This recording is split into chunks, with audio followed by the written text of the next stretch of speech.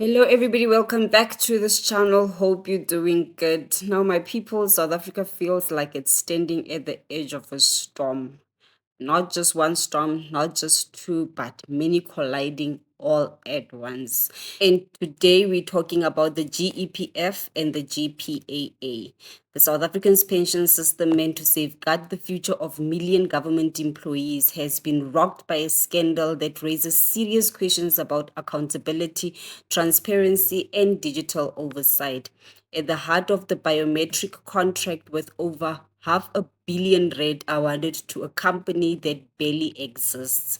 In July 2024 and again in May 2025, the Government Pension Administration Agency, the GPAA, awarded two biometric system contracts to the LCS L'Identify Consortium, represented by the LCS Technologies.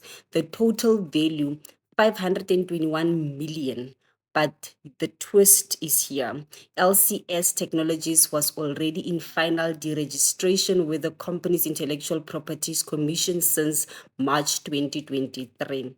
The company hasn't paid its annual fees since 2018. Its last payment was in 2017, and all directors, Rion Johannes Brits, Gabriel Gerhardus Brits, and VM Smith, are marked as inactive. And even more alarming, the GPAA paid 43 million to LCS Technologies before any formal agreement was signed. Money was exchanged hands before a contract existed. This raises serious questions about procurement protocols.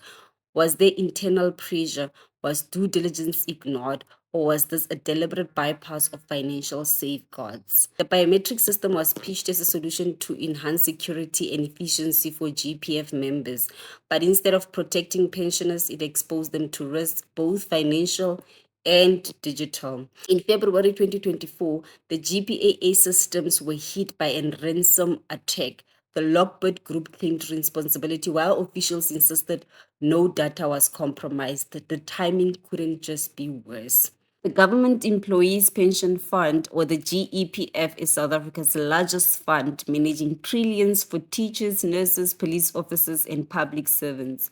But the Government Pensions Administration Agency, or the GPAA, is the one tasked with running the day-to-day administration. The GEPF holds the money, while the GPAA pushes the buttons. And now these buttons include biometrics, the digital fingerprint of your pension future.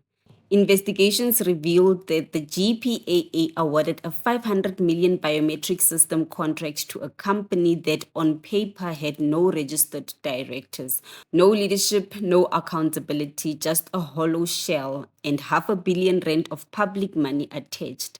This is not just a minor procurement slip. It raises urgent questions. Who approved the contract? How did a company with no directors pass due diligence? And most importantly, where is the accountability for 500 million already committed?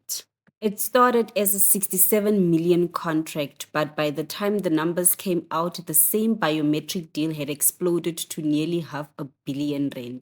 How does a pension agency turn identity verification into a R1 billion feeding scheme?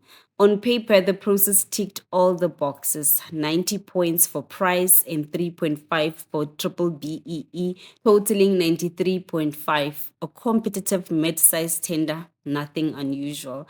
But behind the scenes, the 67 million deal would morph into something far bigger, darker, and far more expensive. The same biometric contract was no longer 67 million, it had escalated to nearly 500 million. And you might ask how.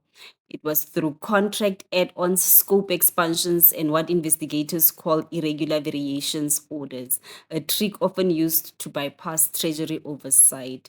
What was supposed to be a straightforward biometric authentication tool turned into a sprawling project of new modules, overpriced maintenance, and questionable extensions. And the result, a near seven-fold increase in cost without transparent retendering processes.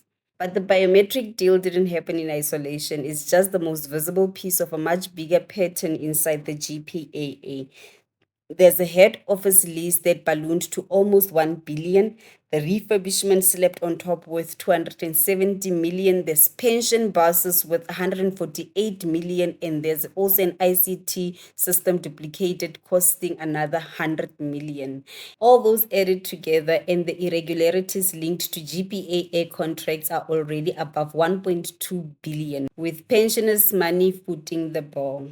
The exposure forced the Minister of Finance to act, and the GPAA CEO Kidibone Madihe was suspended in August 2025, and then Treasury moved in, appointing Job Standi Mngomezulu as the acting CEO.